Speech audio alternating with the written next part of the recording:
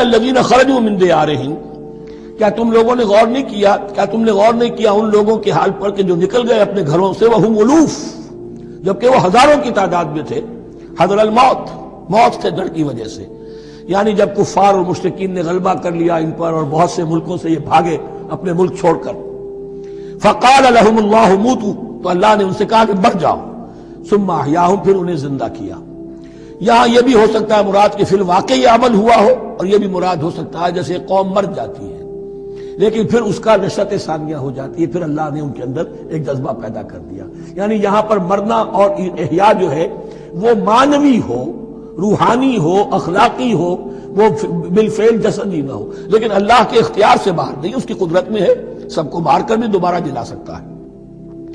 ان اللہ لذو فضل علی الناس ولکن اکثر الناس لا یشکرون، اور یقیناً اللہ تعالیٰ تو اپنے بندوں پر بڑا فضل کرتا ہے لیکن اکثر لوگ جو ہے شکر نہیں کرتے، ناقدری کرتے ہیں اللہ کے احسانات کی۔ لیکن اب وہ غزوہ بدر جو ہے ان کا سابقہ امت مسلمہ کا، اس کا حال بیان کرنے سے پہلے مسلمانوں سے گفتگو ہو رہی، اس لیے کہ ہے تو ساری ان کے لیے، ان کی ہدایت کے لیے۔ تاریخ بیان کرنا قرآن کا مقصد نہیں ہے، تاریخ کی کتاب نہیں ہے یہ، تو جو پروسیس آف ریولوشن چل رہا تھا، جو جد و جہد تھی، جو تحریک تھی محمد رسول اللہ کی، جس مرحلے میں سے وہ تحریک گزر رہی ہے، اسی مرحلے کی مناسبت سے سابقہ تاریخ سے بھی واقعات لائے جا رہے ہیں، اور اسی کی مناسبت سے وہ جو بھی وقتی احکام ہیں وہ دیے جا رہے ہیں۔ وَقَاتِلُوا فِي سَبِيلِ اللَّهِ وَاعْلَمُوا أَنَّ اللَّهَ سَمِيعٌ عَلِيمٌ، اور جنگ کرو اللہ کے راستے میں اور جان لو اللہ تعالیٰ سب کچھ سننے والا اور جاننے والا ہے۔ من ذا الذی یقرض اللہ قرضا حسنا فیضاعفہ لہ اضعافا کثیرا، کون ہے وہ شخص کہ جو اللہ کو قرض حسنہ دے؟ یہ انفاق جب کیا جاتا ہے خالص اللہ کے دین کے لیے، تو اللہ کہتا ہے یہ میرے ذمہ قرض ہے، دین میرا ہے، تم میرے دین کو غالب کرنا چاہتے ہو، میری حکومت قائم کرنا چاہتے ہو، تو جو کچھ اس میں خرچ کرو گے وہ مجھ پر قرض ہے، قرض حسنہ ہے۔ من ذا الذی یقرض اللہ قرضا حسنا فیضاعفہ لہ، تو اللہ اس کو اس کے لیے بڑھاتا رہے، دگنا کرتا رہے، اضعافا کثیرا، دگنا چوگنا، بہت گنا۔ واللہ یقبض ویبسط، اور اللہ ہی کے اختیار میں کسی چیز کو چھوٹا کر دینا، سکیر دینا، اور کھول دینا اور کشائش کر دینا۔ وإلیہ ترجعون، اور اسی کی طرف تمہیں لوٹا دیا جائے گا۔ یہاں دیکھیے یہ دونوں چیزیں، جہاد بالنفس اس کی آخری شکل قتال، اور جہاد بالمال اس کے لیے پہلے لفظ آ رہا تھا انفاق، اب قرض حسنہ، اللہ کو قرض حسنہ۔ الم تر الی الملأ من بنی اسرائیل من بعد موسیٰ، کیا تم نے غور نہیں کیا موسیٰ کے بعد بنی اسرائیل کے سرداروں پر، ملا من بعد موسیٰ، اذ قالوا لنبی لہم، جبکہ انہوں نے اپنے نبی سے کہا، یہ تو میں آپ کو حدیث سنا چکا ہوں، کوئی وقت ایسا نہیں گزرا حضرت موسیٰ کے بعد کہ نبی کوئی نہ کوئی موجود نہ رہا ہو، حضرت عیسیٰ تک۔ اس زمانے کے جو نبی تھے ان سے انہوں نے کہا لَهُمْ مُبَعَثْ لَنَا مَلِكًا نُقَاتِلْ فِي سَبِيلِ اللَّهِ، اب ہمارے لیے کوئی بادشاہ مقرر کر دیجئے تاکہ ہم اللہ کی راہ میں قتال کریں، جنگ کریں۔ یہاں بادشاہ سے مراد ہے جو سپہ سالار ہو، نبی ہے تو ظاہر بات ہے کہ نبی کا رتبہ تو بلند رہے گا، لیکن نبی کے تابع ہو کر کوئی شخص کہ جو جنگ کی سپہ سالاری کر سکے اس کو نامزد کر دیجئے۔ قَالَ هَلْ عَصَيْتُمْ إِن كُتِبَ عَلَيْكُمُ الْقِتَالُ أَلَّا تُقَاتِلُوا، جو نبی تھے یہ سموئیل نبی تھے، سموئیل، یہ آپ اولڈ ٹیسٹمنٹ میں پڑھیں گے، سموئیل نبی، انہوں نے کہا کہ اس کا بھی اندیشہ ہے کہ جب جنگ فرض کر دی جائے اللہ تو قاتلو، پھر تم جنگ نہ کرو، یعنی ابھی تو بڑے تمہارے دعوے ہیں، بہادری دکھا رہے ہو، بڑا جوش و خروش ہے، کہیں ایسا تو نہیں ہوگا کہ ادھر سے میں اللہ تعالیٰ سے اجازت بھی لوں جنگ کی اور تمہارے لیے کوئی سپہ سالار یا بادشاہ بھی بنا دوں اور پھر تم جنگ سے کرنی کترا جاؤ۔ قالوا وما لنا الا نقاتل فی سبیل اللہ، ان کا کیسے ممکن ہے کہ ہم اللہ کی راہ میں قتال نہ کریں؟ وقد اخرجنا من دیارنا وابنائنا، جبکہ ہمیں نکال دیا گیا ہے ہمارے گھروں سے اور ملکوں سے اور اپنے بیٹوں سے، یعنی ان کی اولاد کو تو انہوں نے غلام بنا لیا، ان کی عورتوں کو بانیہ بنایا، اب یہ تو نکلے ہوئے ہیں اپنے ملکوں سے خوف سے بھاگے ہوئے۔ فلما كتب علیہم القتال، تو جب ان پر وہ جنگ فرض کر دی گئی، تولوا الا قلیلا منہم، تو پیٹھ پھیر گئے سب کے سب سوائے کچھ لوگوں کے۔ یہ گویا کہ تنبیہ کی جا رہی ہے، مسلمانوں تم بھی بہت کہتے رہے ہو کہ حضور ہمیں جنگ کی اجازت ملنی چاہیے، ہم کب تک یہ ظلم سہیں گے، لیکن ایسا نہ ہو، دیکھو اب جب جنگ کا حکم آئے، اب پڑھ چکے ہم وہ آیت کتب علیکم القتال وہو کرہ لکم، اب اچھی نہیں لگ رہی جنگ، جان تو پیاری ہے، تو اب دکھا دیا گیا وہاں بھی یہ ہوا۔ واللہ علیم بالظالمین، اور اللہ ایسے ظالموں سے خوب باخبر ہے۔ وقال لهم نبیہم، اور ان سے کہا ان کے نبی نے، ان اللہ قد بعث لکم طالوت ملکا، تمہارے لیے اللہ تعالیٰ نے طالوت کو بادشاہ مقرر کیا ہے۔ ان کا نام تورات میں آیا ہے سول یا ساؤل، SAUL۔ اب یہ سمجھ میں نہیں آتا، ہو سکتا ہے کہ اصل نام ساؤل ہو، لیکن چونکہ وہ بہت قداور تھے، طول قداور، اس لیے ان کا ایک صفاتی نام ہو طالوت۔ قرآن مجید نے صفاتی نام لیا ہے کہ وہ بہت قداور تھے۔ قالوا انا یکون له الملک علینا، اب انہوں نے کہا کیسے ہو سکتا ہے کہ اسے بادشاہت ملے ہمارے اوپر، ونحن احق بالملک منہ، ہمیں زیادہ حق حاصل ہے اس کے مقابلے میں کہ ہمیں بادشاہی دی جائے۔ ولم یؤت سعۃ من المال، وہ تو مفلس ہے، اسے تو اللہ نے کوئی زیادہ دولت دی نہیں ہے، کیونکہ ان کے معیار تو یہی تھے، جو دولت مند ہے وہی صاحب عزت ہے۔ قال ان اللہ اصطفاہ علیکم، اب نبی نے کہا اب جو چاہو کہو، اللہ نے اس کو چن لیا ہے تم پر، یہ فیصلہ اب ہو چکا، اللہ کا فیصلہ ہے، ڈیوائن ججمنٹ ہے، ڈیوائن ڈیسیژن ہے، کین ناٹ بی ریووکڈ۔ وزادہ بسطۃ فی العلم والجسم، اور اسے کشادگی عطا کی ہے علم اور جسم دونوں چیزوں میں، قداور ہے، طاقتور ہے، اور اسی طریقے سے علم اور فہم دیا ہے۔ تم دولت دیکھتے ہو، اللہ نے چنا ہے ان دو چیزوں کی بنا پر، جسمانی طاقت، جسمانی قوت، اس دور میں ظاہر بات ہے اس کی بہت ضرورت تھی، اور دوسرے یہ کہ اسے علم دیا ہے، فہم دیا ہے، سمجھ دی ہے، دانش دی ہے۔ واللہ یؤتی ملکہ من یشاء، اور اللہ تعالیٰ جس کو چاہتا ہے اپنی بادشاہت دے دیتا ہے۔ واللہ واسع علیم، اللہ بہت سمائی والا ہے، واسع، اس کی وسعت جو ہے وہ اتھا ہے، اور علیم، اور سب کچھ واسع علیم، جاننے والا ہے، یعنی وہ جس کو جو کچھ دیتا ہے بربنائے علم دیتا ہے، کون اس کا مستحق ہے۔ وقال لهم نبيهم ان آیۃ ملکہ ان یاتیکم التابوت فیہ سکینۃ من ربکم وبقیۃ مما ترک آل موسیٰ وآل ہارون تحملہ الملائکہ، اور ان سے کہا ان کے نبی نے کہ طالوت کی بادشاہت کی ایک نشانی یہ ہوگی کہ وہ صندوق جو تمہارے سے جاتا رہا چھن چکا ہے، جس میں سکینہ ہے، تمہارے لیے تسکین کا سامان ہے تمہارے رب کی طرف سے، اور بقیت مما ترک آل موسیٰ و آل ہارون، اور کچھ تبرکات ہیں جو آل موسیٰ اور آل ہارون کے اس صندوق میں رکھے ہوئے ہیں، تحملہ الملائکہ، وہ ملائکہ کی تحویل میں ہے۔ اب ان کی بادشاہی کی علامت کے طور پر وہ صندوق تمہارے پاس واپس آ جائے گا۔ اصل میں یہ تابوت سکینہ جو ہے، یہ ان کا ایک بڑا لکڑی کا صندوق ہے، اب بھی ہے، ان کا دعویٰ ہے کہ موجود ہے، اور مسجد اقصیٰ کے نیچے جو سرنگ ہے اس میں موجود ہے۔ بعض ذرائع سے فوٹو لے کر بھی انہوں نے ڈاکومنٹری فلم بھی ابھی دکھا دی ہے کہ موجود ہے۔ نبوکدنضر نے جب گرایا تھا 586 قبل مسیح میں، جو حضرت سلیمان کا بنایا ہوا ہیکل تھا، اس کے تہخانے میں وہ رہتا تھا، اور وہیں پر جو ربائی تھے وہاں موجود تھے، ربانیین، تو جب گرایا گیا ہے اس کو، ہیکل کو، تو اسی میں وہ دب گئے ہیں، لیکن وہ چاروں طرف سے جو بھی تہخانہ تھا بند ہو گیا ہوگا، اور وہاں پر ان کی لاشیں بھی ہیں اور تابوت سکینہ بھی ہے۔ لیکن ہوا یہ تھا کہ جب ان کے پڑوسی ملکوں نے انہیں شکستیں دی تو وہ تابوت سکینہ بھی چھین کر لے گئے۔ اب اس میں گویا کہ ان کے لیے بہت بڑی بات تھی کہ ان کے لیے کم سے کم ایک دل کی روحانی تسکین کا سامان تھا۔ ہمارے پاس حضرت موسیٰ کے تبرکات ہیں، عصائے موسیٰ اس میں ہے، رکھا ہوا ہے، اب بھی ہے۔ اسی طریقے سے اس میں وہ جو جن تختیوں پر تورات لکھی ہوئی دی گئی تھی حضرت موسیٰ کو، وہ موجود ہے، ان کے کہنے کے مطابق اب بھی ہے۔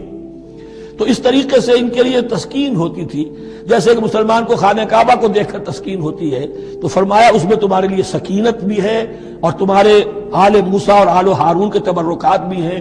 تحملہ الملائکہ، اس وقت وہ ملائکہ کی تحویل میں ہوا یہ کہ جہاں وہ تابوت لے گئے ان کے دشمن، وہاں پلیگ آ گئی۔ انہوں نے سمجھا کوئی نحوست ہے اس کے اندر جس کی وجہ سے پلیگ آ گئی ہے، انہوں نے ایک چھکڑے کے اوپر اس کو رکھا اور بیلوں کو ہانک دیا، جاؤ جدھر جانا ہے۔ تو حضرت سموئیل نے ان سے کہا کہ طالوت کا اللہ کی طرف سے نامزد کیے جانا ایک علامت اس کی یہ ہوگی کہ وہ تمہاری تسکین کا سامان جو تم سے چھن گیا تھا، ان کے عہد عمارت میں یا ان کے عہد ملوکیت میں تمہیں واپس مل جائے گا، اور وہ فرشتوں کی تحویل میں ہے۔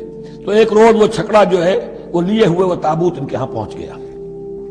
ان فی ذلک لآیۃ لکم ان کنتم مؤمنین، یقیناً اس میں تمہارے لیے نشانی ہے اگر تم ماننے والے ہو۔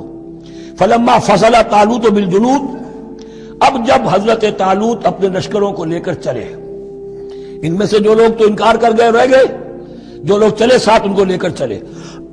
قال ان اللہ مبتلیکم بنہر، انہوں نے فرمایا اپنے لشکر والوں سے اللہ تعالیٰ تمہاری ایک آزمائش کرے گا ایک نہر سے، دریا سے، یہی جو ہے جارڈن ریور جارڈن، اس کو کراس کر کے پھر حملہ کرنا تھا.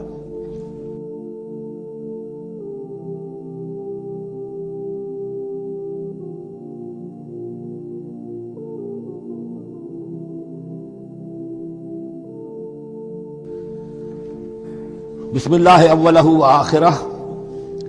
فلما فصل طالوت بالجنود، تو جب طالوت اپنے لشکروں کو لے کر چلے، قال ان اللہ مبتلیکم بنہر، تو انہوں نے کہا کہ اللہ تعالیٰ تمہاری آزمائش کرے گا ایک دریا سے، یعنی دریائے اردن.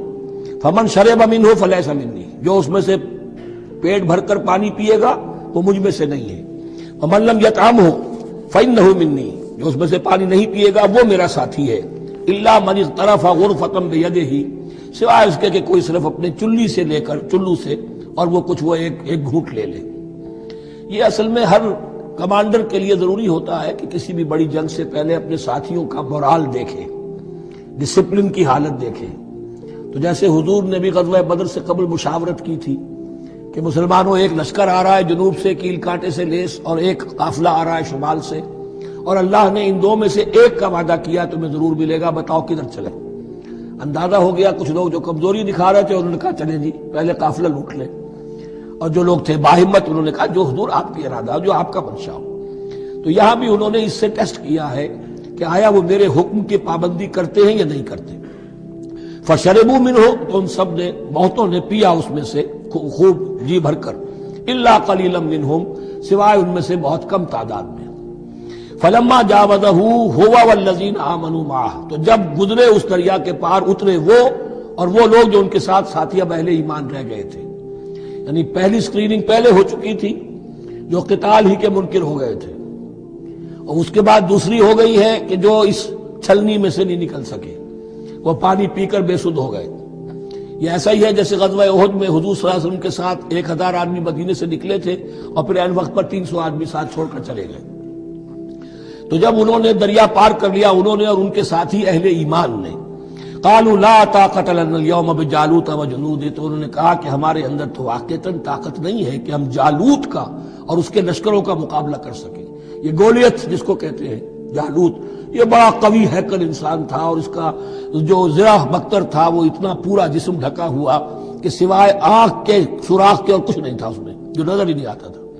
تو اس نے مبارزت کی اور کوئی بھی مقابلے پر نہیں آ رہا تھا. قال الذين يظنون انهم ملاقو الله كم من فئة قليلة غلبت فئة كثيرة باذن الله، تو کہا ان لوگوں نے جو یقین رکھتے تھے کہ اللہ سے ملاقات کرنی ہے، کہ کئی مرتبہ ایسا ہوا ہے، کتنی مرتبہ ایسا ہوا ہے کہ چھوٹی جماعت غالب آ گئی ہے بڑی جماعت پر اللہ کے حکم سے.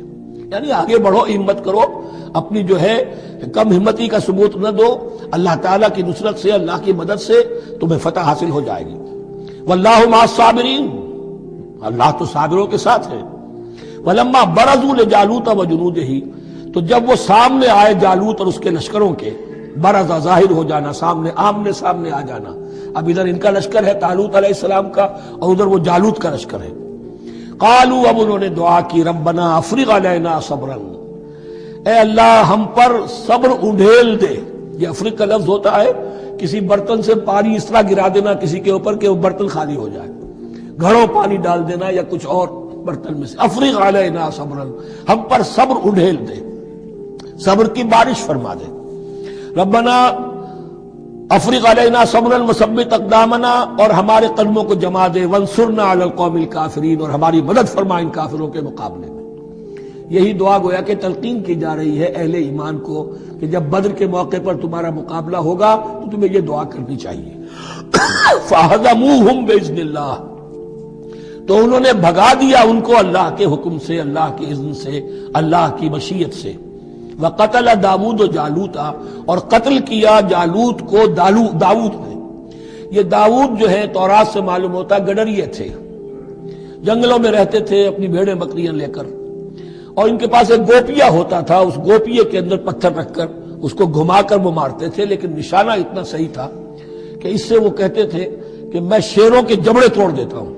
جب کبھی شیر آتے ہیں میرے بھیڑوں بکریوں کے گلوں پر حملے کے لیے، تو جب وہ آ گئے اتفاق سے، جب لشکر آمنے سامنے تھے، ادھر جالوت للکار رہا ہے آئے کوئی میرے مقابلے میں، ادھر سب کے سب سہمے کھڑے ہیں، کوئی آگے نہیں نکل رہا، تو حضرت طالوت آئے، یہ حضرت داؤد آ گئے اتفاقاً، کہا معلوم ہوا کیا سچویشن ہے، یہ ہے کہ اچھا ٹھیک ہے، میں اس غیر مختون کا میں معاملہ کرتا ہوں، اس لیے کہ یہ ان کے یہاں سب سے بڑی گالی تھی۔ حضرت ابراہیم کی ملت میں ہے ختنہ، اور یہ جو کفار اور مشرک تھے ان کے ہاں ختنہ نہیں تھی، تو نامختون ہونا ان کے ہاں یہ سب سے بڑی گالی تھی۔ اس نامختون کا پھر جو ہے میں اس کو کیفر کردار تک پہنچاؤں گا، میرے پاس یہ گوپیا ہے اور میں تو شیروں کے جبڑے توڑ دیا کرتا ہوں۔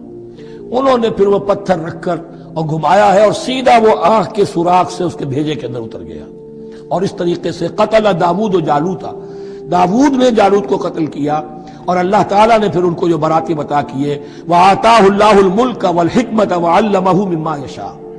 ایک تو یہ کہ طالوت علیہ السلام نے اپنی بیٹی کا نکاح ان سے کر دیا، داماد ہو گئے، اور پھر انہی کو وارث بنایا، یہ بادشاہ ہوئے۔ اللہ نے ان کو ہی ملک دیا، حکومت دی، بادشاہت دی، اور حکمت بھی دی، نبوت بھی دی، یہ دونوں اعتبارات سے ان کو اللہ تعالیٰ نے سرفراز فرمایا۔ وَعَلَّمَهُ مِمَّا يَشَاءُ، اور پھر اسے سکھایا جو کچھ کہ اللہ نے چاہا۔ وَلَوْلَا دَفْعُ اللَّهِ النَّاسَ بَعْضَهُمْ بِبَعْضٍ، اور اگر اس طریقے سے اللہ ایک گروہ کو دوسرے کے ذریعے سے دفع نہ کرتا رہے، زمین میں فساد ہوتا ہے تو اللہ تعالیٰ کو شکل ایسی پیدا کرتا ہے کہ کسی اور گروہ کو سامنے لا کر مفسدوں کا خاتمہ کرتا ہے۔ اگر ایسا نہ ہوتا، وَلَوْلَا دَفْعُ اللَّهِ النَّاسَ بَعْضَهُمْ بِبَعْضٍ لَفَسَدَتِ الْأَرْضُ، تو زمین میں فساد ہی فساد پھیل گیا ہوتا۔ اللہ تعالیٰ نے ان جنگوں کے ذریعے سے ہر بڑا فرعون جو آتا، ہر فرعون موسیٰ، اللہ تعالیٰ نے کوئی نہ کوئی اس کے لیے علاج تجویز کیا ہوا ہے۔ وَلَوْلَا دَفْعُ اللَّهِ النَّاسَ بَعْضَهُمْ بِبَعْضٍ لَفَسَدَتِ الْأَرْضُ وَلَكِنَّ اللَّهَ ذُو فَضْلٍ عَلَى الْعَالَمِينَ، لیکن اللہ تعالیٰ تو تمام جہانوں پر بڑا فضل کرنے والا ہے۔ تِلْكَ آیاتُ اللَّهِ نَتْلُوهَا عَلَيْكَ بِالْحَقِّ، یہ اللہ کی آیات ہیں جو ہم پڑھ کر آپ کو سنا رہے ہیں حق کے ساتھ۔ یہ قول گویا کہ حضرت جبرائیل کی طرف منسوب ہوگا، یہ اللہ کی آیات ہیں اے مسلمانوں، اے محمد صلی اللہ علیہ وسلم، جو ہم آپ کو سنا رہے ہیں حق کے ساتھ۔ وَإِنَّكَ لَمِنَ الْمُرْسَلِينَ، اور یقیناً اے محمد صلی اللہ علیہ وسلم آپ رسولوں میں سے ہیں۔ تِلْكَ الرُّسُلُ فَضَّلْنَا بَعْضَهُمْ عَلَى بَعْضٍ، ایک بہت اہم قانون بیان ہو رہا ہے، ان رسولوں میں سے ہم نے بعض کو بعض پر فضیلت دی ہے۔ یہ میں پہلے بیان کر چکا ہوں کل، تفریق بین الرسل کفر ہے، تفضیل یہ قرآن سے ثابت ہے، کوئی افضل ہے اور کوئی مفضول ہے، کسی کو کسی اعتبار سے فضیلت ہے، کسی کو کسی اور اعتبار سے فضیلت، جزوی فضیلت ہے مختلف لوگوں کی ہو سکتی ہے، کلی فضیلت تمام انبیاء اور رسول پر محمد رسول اللہ کو حاصل ہے۔ تِلْكَ الرُّسُلُ فَضَّلْنَا بَعْضَهُمْ عَلَى بَعْضٍ مِّنْهُمْ مَنْ كَلَّمَ اللَّهُ، ان میں سے وہ بھی تھے جن سے اللہ نے کلام فرمایا، حضرت موسیٰ علیہ السلام۔ وَرَفَعَ بَعْضَهُمْ دَرَجَاتٍ، اور بعضوں کے اور کسی اعتبار سے درجات بڑھا دیے۔ وَآتَيْنَا عِیسَیٰ ابْنَ مَرْیَمَ، اور ہم نے عیسیٰ ابن مریم کو البینات اور ان کی مدد فرمائی حضرت جبرائیل کے ساتھ۔ وَلَوْ شَاءَ اللَّهُ مَا اقْتَتَلَ الَّذِينَ مِن بَعْدِهِمْ مِن بَعْدِ مَا جَاءَتْهُمُ الْبَيِّنَاتُ، لیکن اللہ چاہتا تو یہ آپس میں نہ لڑتے جھگڑتے، نہ یہودیوں کی آپس میں جنگیں ہوتی، نہ یہودیوں اور نصرانیوں کی ہوتی، نہ نصرانیوں کے فرقے ایک دوسرے سے لڑتے۔ وَلَوْ شَاءَ اللَّهُ مَا اقْتَتَلَ الَّذِينَ مِن بَعْدِهِمْ مِن بَعْدِ مَا جَاءَتْهُمُ الْبَيِّنَاتُ، اس کے بعد کہ ان کے پاس واضح تعلیمات آ چکی تھیں۔ وَلَٰكِنِ اخْتَلَفُوا، لیکن انہوں نے اختلاف کیا۔ فَمِنْهُم مَّنْ آمَنَ وَمِنْهُم مَّنْ كَفَرَ، ان میں وہ بھی ہیں جو ایمان لے آئیں گے اور ان میں وہ بھی ہیں جو کفر پر اڑ گئے ہیں۔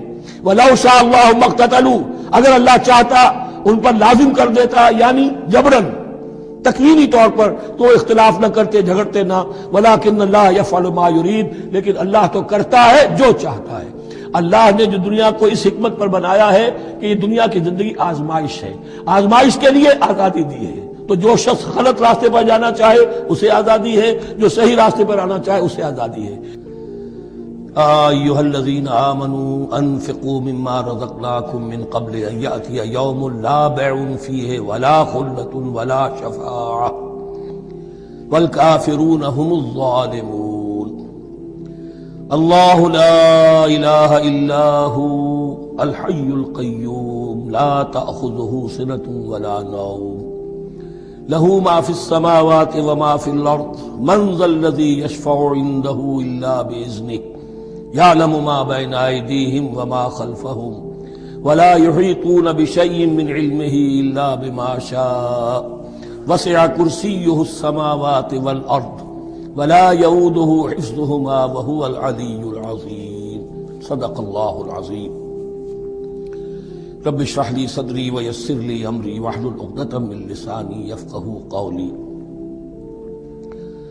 تقریباً 2 رکوعوں پر مشتمل معاملہ طالوت و جالوت کا وہ ہم پڑھ چکے ہیں،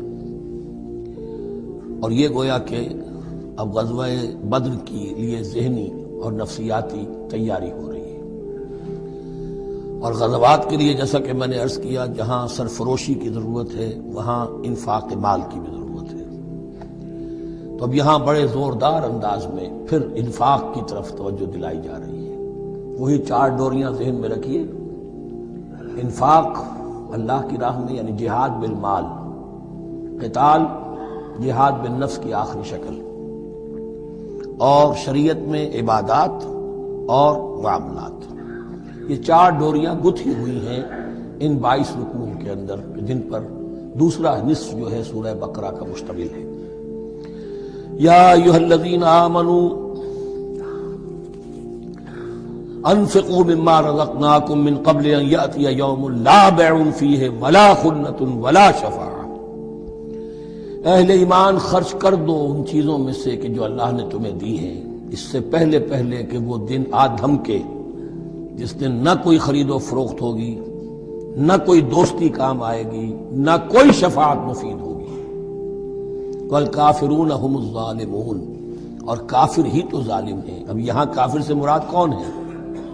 کافر اصطلاحی نہیں، کافر معنوی، جو اللہ کے اس حکم انفاق کی تعمیل نہیں کرتا، دیکھتا ہے کہ دین مغلوب ہے، اس کو غالب کرنے کی جد و جہد ہو رہی ہے، اس کی کچھ تقاضے ہیں، مالی ضرورتیں ہیں اس کی، اور اللہ نے اسے قدرت دی ہے، اس میں خرچ کر سکتا ہے اور نہیں کرتا، وہ ہے اصل کافر۔ اس کے بعد وہ آیت آ رہی ہے جو قرآن حکیم کی عظیم ترین آیت ہے، حضور فرمان نبوی صلی اللہ علیہ وسلم، آیت الکرسی۔ اس کا تو نام بھی چونکہ معروف ہے، میں نے جو آپ کو بڑے بڑے حکمت کے موتی اور بڑے بڑے پھول آپ کو گنوائے ہیں، آیت الآیات، آیت البر، آیت الاختلاف، اور اب یہ ہے آیت الکرسی، توحید کے عظیم ترین خزانوں میں سے ہے۔ ہی سیدۃ آیات القرآن، حضور نے فرمایا یہ تمام آیات قرآنی کی سردار ہے۔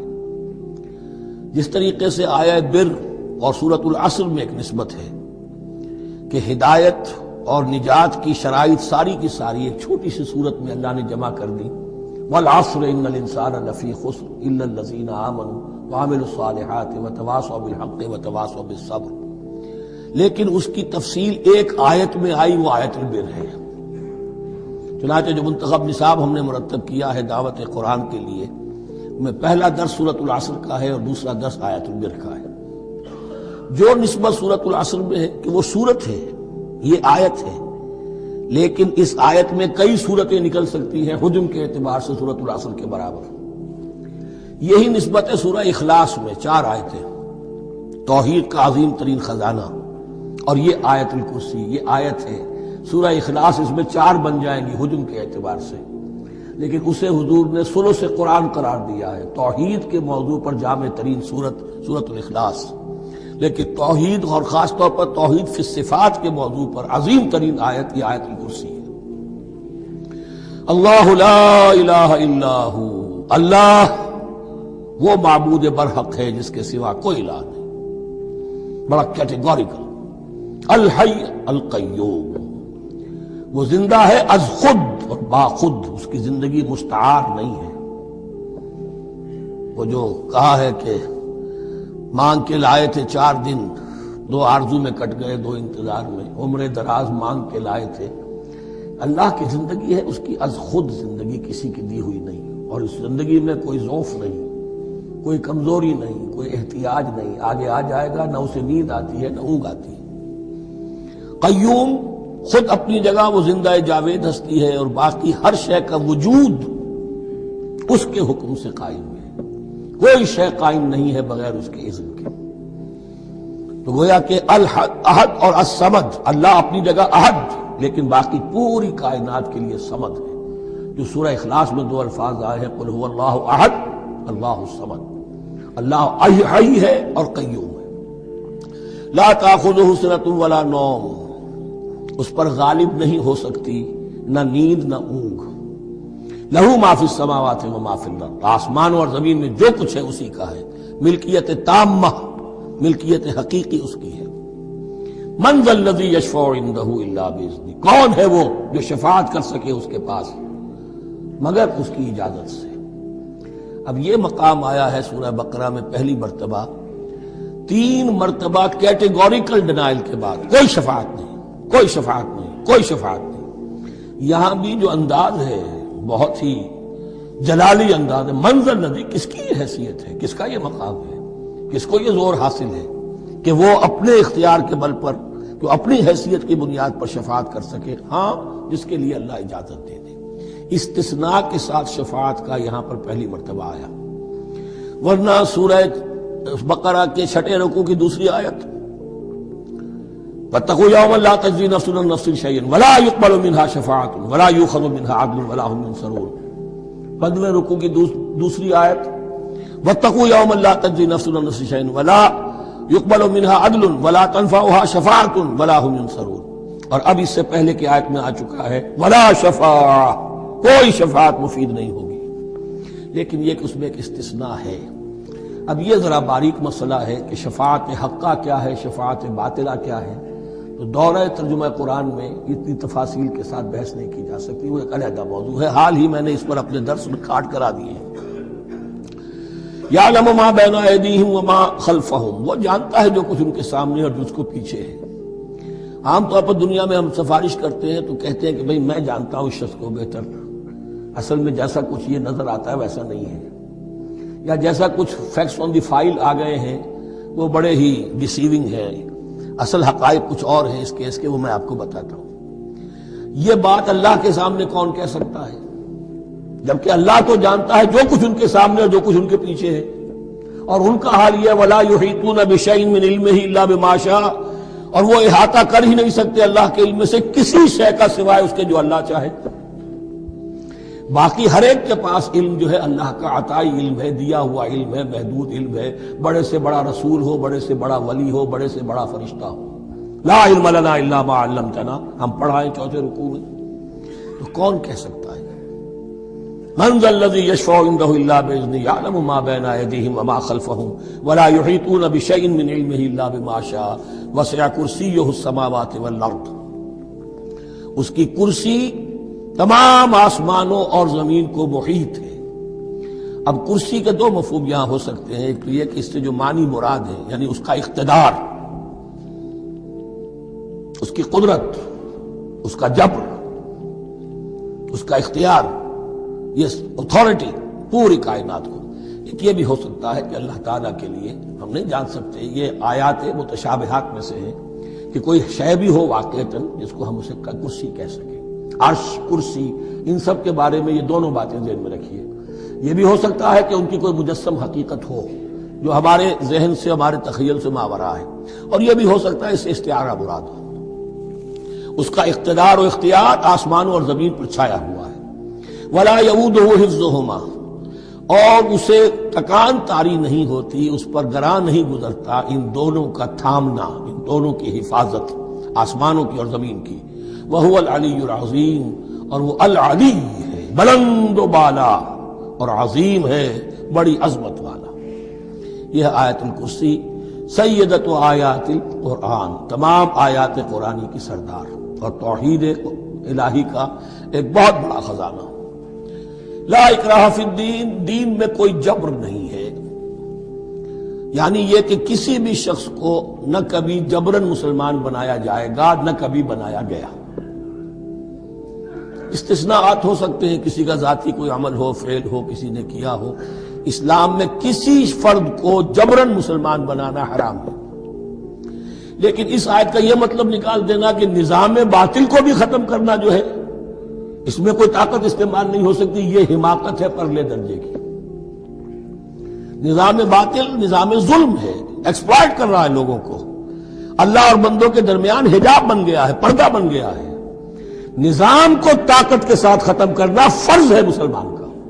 طاقت نہیں ہے تو ٹھیک ہے، طاقت حاصل کرنے کی کوشش کرتا رہے، لیکن جو مسلمان نظام باطل کو ختم کرنے کی آرزو اور ارادے سے خالی ہے، اس کے دل میں یہ ارادہ نہیں ہے، اس کے دل میں ایمان نہیں ہے۔ طاقت اور جبر نظام کو ختم کرنے پر صرف کیا جائے گا، کسی فرد کو مجبوراً مسلمان نہیں بنایا جائے گا۔ یہ ہے اصل میں اس آیت کا مفہوم۔ لا اکراہ فی الدین قد تبین الرشد من الغی، رشد ہدایت واضح ہو چکی ہے کجی سے، جتنی کجیاں ہیں، جتنے غلط راستے ہیں، جتنی شیطانی پگڈنڈیاں ہیں، ان سے جو صراط المستقیم ہے اس کو بالکل مبرہن کر دیا گیا ہے۔ فمن یکفر بالطاغوت، تو جو کوئی بھی طاغوت کا انکار کرے گا، دیکھیے اللہ پر ایمان لانے سے پہلے طاغوت کا انکار ضروری ہے۔ جیسے لا الہ الا اللہ، تو طاغوت، اور طاغوت کون ہے؟ طغا سے سرکش، جس نے اپنی حاکمیت کا اعلان کیا وہ طاغوت، جس نے غیر اللہ کی حاکمیت کو تسلیم کیا وہ طاغوت، اس کے تحت بننے والے سارے انسٹیٹیوشنز طاغوت، جو بھی ادارے ہوں، چاہے کتنے ہی خوشنما ادارے ہوں۔ ہے عدلیہ، لیکن وہ عدلیہ اللہ کے قانون کے مطابق فیصلے نہیں کر رہی، کچھ اور لوگوں کے بنائے ہوئے قانون کے مطابق فیصلے کر رہی، وہ طاغوت ہے۔ جو بھی اللہ کے حدود بندگی سے تجاوز کرتا ہے وہ طاغوت ہے۔ طغیانی کسے کہتے ہیں؟ پانی دریا کی حدوں میں بہہ رہا ہے، لیکن جب وہ اپنی حدوں سے نکلا طغیانی پہ ہے۔ دریا کو اپنی موج کی طغیانیوں سے کام، کشتی کسی کے پار ہو یا درمیان رہے اسے اس کی کیا فکر ہے؟ تو طغا اور بغا یہ دونوں بڑے قریب کے الفاظ ہیں، بغاوت اور طغیانی۔ فمن یکفر بالطاغوت، طاغوت کا انکار، جو کوئی کفر کرے طاغوت کے ساتھ، وَيُؤْمِن بِاللَّهِ، اور پھر اللہ پر ایمان لائے۔ طاغوت سے بھی دوستی، اللہ پر بھی ایمان، اللہ کے دشمنوں سے بھی یارانہ، اور اللہ کے ساتھ بھی وفاداری کا دعویٰ، یہ چیز نہیں چل سکتی، یہی منافقت ہے۔ یکسو ہو جاؤ، حنیفا مسلما، فقد استمسک بالعروۃ الوثقی، جس شخص نے یہ کام کر لیا، طاغوت کی نفی اور اللہ پر ایمان، اس نے تو مضبوط کنڈا تھام لیا۔ تو سمجھئے کہ اگر کوئی شخص کسی جہاز، سمندری جہاز میں عرشے پر سے گر جائے، تیرنا بھی نہ آتا ہو، کسی طرح ہاتھ پاؤں مار کر وہ کسی کنڈے کے اوپر اگر ہاتھ اس کا پڑ گیا، تو اب وہ سمجھتا ہے کہ اس کو میں نہیں چھوڑوں گا، میری جان اسی سے وابستہ ہے، زندگی اسی سے ہے۔ تو وثقہ، وہ کنڈا اگر کمزور ہے تو پھر گیا، وہ اس کے وزن سے کنڈا ہی نکل گیا، لیکن وہ کنڈا کے جو مضبوط ہے، فقد استمسک بالعروۃ الوثقی، اس نے تو بڑے مضبوط کنڈے پر ہاتھ ڈال دیا ہے، یعنی طاغوت کا انکار اور اللہ پر ایمان، اس نے تھام لیا ہے بہت مضبوط کنڈا۔ اسی لیے ایک حدیث میں آتا ہے اوثق العرا کلمۃ التقوی، یہ جو عروا کی جمع ہے عرا، اور وثقی اوثق جو ہے اس کا مذکر ہوگا۔ تمام کنڈوں میں سب سے بڑا مضبوط کنڈا جو ہے وہ تقوی کا کنڈا ہے، اس کو تھامو مضبوطی کے ساتھ۔ لا اکراہ فی الدین قد تبین الرشد من الغی فمن یکفر بالطاغوت ویؤمن باللہ فقد استمسک بالعروۃ الوثقی لا انفصام لها، وہ کبھی علیحدہ ہونے والا، ٹوٹنے والا نہیں ہے، یہ کنڈا بہت مضبوط ہے۔ واللہ سمیع علیم، اللہ سب کچھ سننے والا، جاننے والا ہے۔ اللہ ولی الذین آمنوا یخرجہم من الظلمات الی النور، ایمان در حقیقت ایک دوستی کا رشتہ قائم کرتا ہے اللہ اور بندے کے درمیان۔ اللہ ولی ہے اہل ایمان کا، یہ ولایت باہمی ہے، دو طرفہ ولایت ہے۔ بندہ اللہ کا ولی بن جائے، ولی اللہ، الا ان اولیاء اللہ لا خوف علیہم ولا هم يحزنون، اللہ بندے کا ولی ہے، دوستی دو طرفہ ہے۔ اللہ ولی الذین آمنوا یخرجہم من الظلمات الی النور، اللہ پشت پناہ ہے، مددگار ہے، دوست ہے ان کا کہ جو ایمان لائے، اور انہیں نکالتا رہتا ہے ظلمات، اندھیروں کے مختلف شیڈز میں سے نور کی طرف۔ یہ آپ نوٹ کریں گے قرآن میں نور ہمیشہ تنہا آتا ہے، واحد، انوار کا لفظ قرآن میں نہیں ہے۔ نور ایک حقیقت واحدہ ہے، لیکن ظلمات ہمیشہ جمع میں آئے گا۔ اس کے شیڈز مختلف ہیں، شیڈز آف ڈارکنس، بہت گہری ڈارکنس ہے، ذرا اس سے کمتر ہے، اس سے کمتر ہے۔ تو جتنے بھی شیڈز ہیں، کفر کا ہے، شرک کا ہے، الحاد کا ہے، مادہ پرستی کا ہے، ایگنوسٹسزم کا ہے، لا ادریت کا ہے، جتنے بھی فلسفے غلط ہیں، جتنے بھی نظریات غلط ہیں، جتنے بھی عمل کی غلط راہیں ہیں، ان سب کے اندھیاروں سے نکال کر اللہ تعالیٰ اہل ایمان کو ایمان کی روشنی کے اندر لاتا رہتا ہے۔ والذین کفروا اولیاءہم الطاغوت، ان کے برعکس جنہوں نے کفر کیا ان کے پشت پناہ اور ساتھی اور مددگار ہیں اب طاغوت، یخرجونہم من النور الی الظلمات، اور وہ ان کو نکالتے رہتے ہیں تدریجاً، اور نور کا کہ تھوڑی بہت رمق ملا بھی تھا انہیں نور کا تو اس سے ان سے محروم کر کے ظلمات، یخرجونہم من النور الی الظلمات، نور سے ظلمات کی طرف نکالتے رہتے ہیں۔ اولئک اصحاب النار هم فیہا خالدون، وہ ہیں آگ والے، اس میں ہمیشہ ہمیش رہیں گے۔ اللہم اجعلنا من عبادک المؤمنین، اللہم اخرجنا من الظلمات الی النور، آمین یا رب۔